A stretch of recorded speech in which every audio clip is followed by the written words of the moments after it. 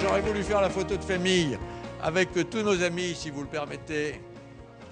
On va la faire dans quelques instants, la photo de famille. Maintenant, c'est le passage de relais et Gilles P.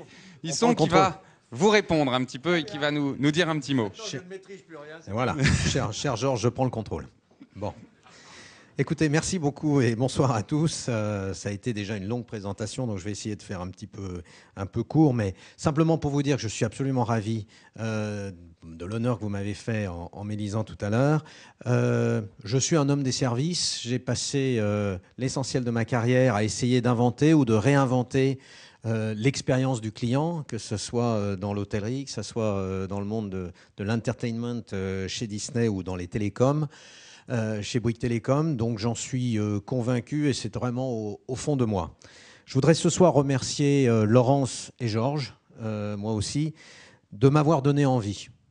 D'avoir envie de à la fois m'engager, parce que j'ai rejoint le conseil exécutif du MEDEF en 2006 comme personnalité qualifiée à la demande de Laurence. Alors vous l'avez vu, on s'était connus un peu plus tôt à Disneyland Paris.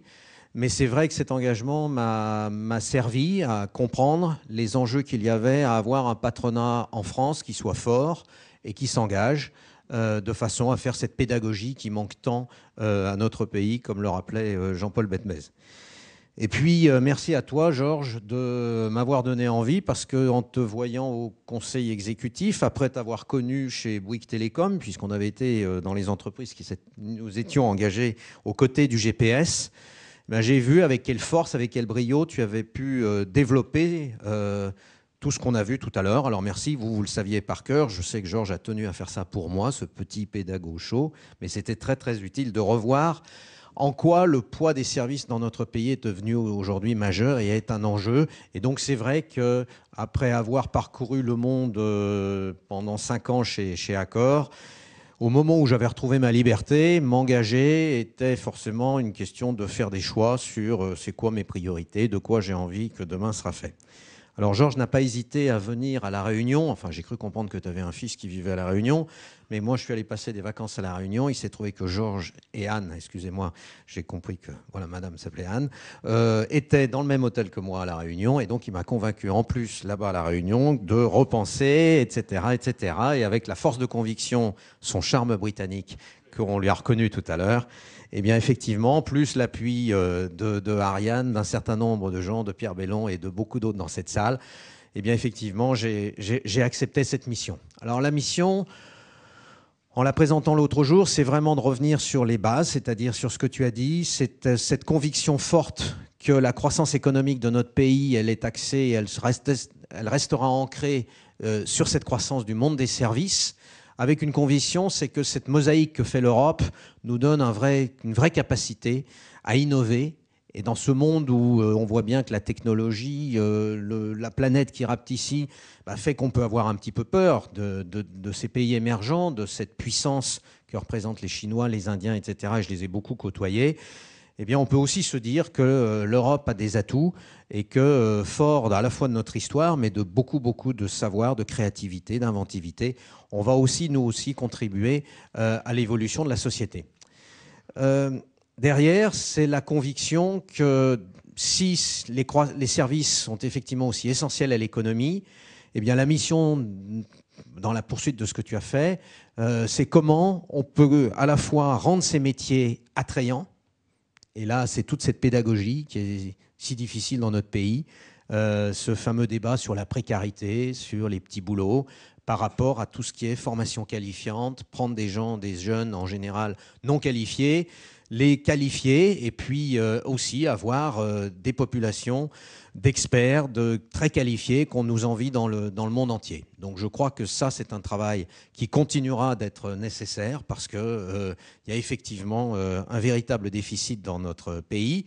Et puis c'est se battre pour que la France soit aussi reconnue comme étant une terre attrayante par rapport à sa main-d'œuvre, par rapport à sa compétitivité. Et ça, c'est un vieux débat que Pierre défend avec toute la commission économique sur le coût du travail en France, l'adaptation du travail, etc., etc.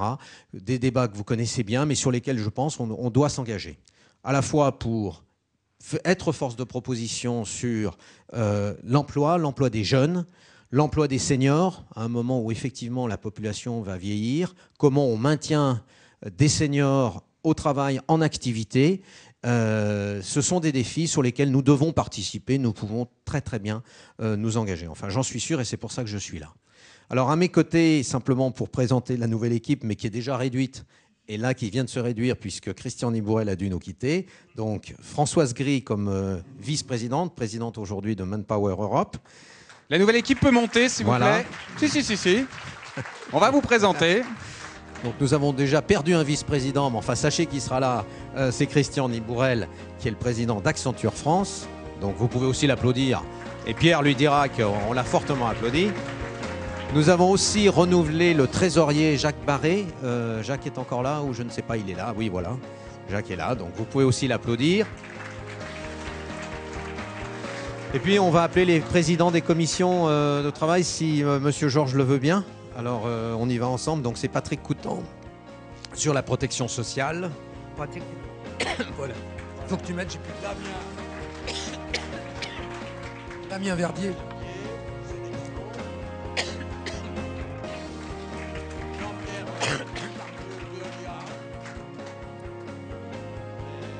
Marion Gendrieux. Jean Vémard.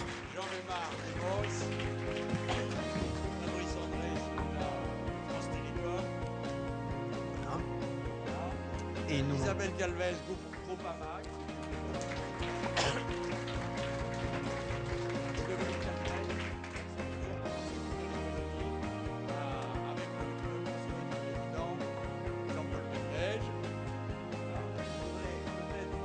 Ajouter à ces propos, naturellement, nos fondateurs, s'ils veulent bien, bon, Pierre Fonluc, Jacques Belin,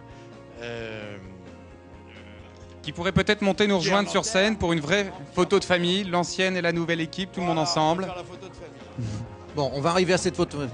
Voilà, moi je voudrais simplement vous dire que vous l'avez compris, ce soir on sera 3 donc avec votre serviteur et les 2 vice-présidents simplement pour pouvoir remplacer un seul homme, Georges Drouin. Merci beaucoup.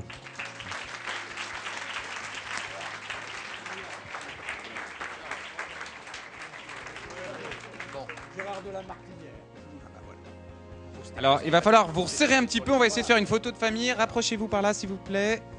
On va se resserrer un petit peu. On va faire comme à l'école, les grands derrière, les petits devant. Il faudrait que vous arriviez jusqu'à là, monsieur. Hop. Encore, parce que, vous voyez, notre photographe a vraiment besoin.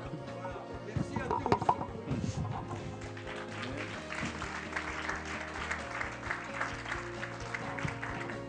Voilà, et pendant que le photographe officie, je vous rappelle que dans quelques instants, nous avons rendez-vous pour un cocktail pendant lequel vous pourrez bien entendu féliciter Georges Drouin qui n'a peut-être pas eu encore assez d'hommages. Et vous pourrez aussi rencontrer la nouvelle équipe. Ils seront à votre disposition. Et je vous le rappelle, dès que vous serez sortis, allez vous mettre, vous allez voir, il y a un étrange objet qui est du côté du cocktail. Approchez-vous-en, c'est la surprise. C'est dans quelques minutes, on vous attend juste dehors. Merci.